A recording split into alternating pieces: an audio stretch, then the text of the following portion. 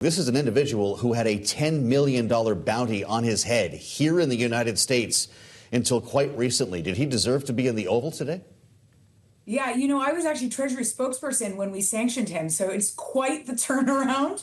Wow. Deserve is a strong word. I think at the end of the day, the U.S. government always deals with unsavory characters, and because of certain goals and objectives, and the U.S. always pursues its national security interests unapologetically, and clearly they see an interest in dealing with Al-Sharaa. Now, do I love the image or the risk of having Al-Sharaa in the Oval Office? I don't love it, but I also do understand why the administration is working with him. Well, let's talk about that perhaps diplomatic shift. What's the broader geopolitical context that we should keep in mind here, as we often hear President Trump talk about bolstering allies in the region against Iran, for example? Sure. Well, so as you see throughout the whole year, you have this whole effort to remake the Middle East. And you've heard many administration officials and others say that this is a new Middle East, a reshaping of the Middle East. And Syria is a very core piece of that for a few reasons. In part because Syria was, when it was led under Bashar al-Assad, was a major supporter of Iran and Iran's efforts to arm and fund all of its proxies, Hezbollah, Hamas, and so on.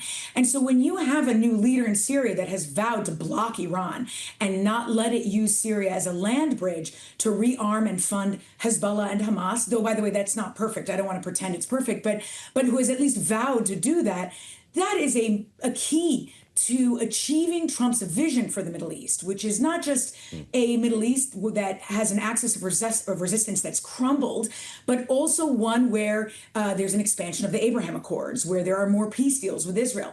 And Trump clearly sees that opportunity in Al-Sharaa, who is saying all the right things, who has shown that he is this pragmatic leader who wants to, most importantly, invite investment into Syria and is willing to do and broker the deals that are necessary to do that.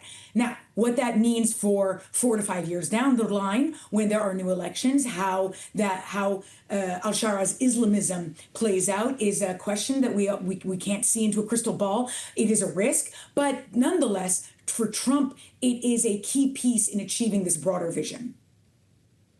Hagar, we've only got about a minute left. I'm loath to cut you off. I just wonder if this is all about the Abraham Accords. Is that what President Trump gets from this relationship in the end, that Syria joins the Abraham Accords?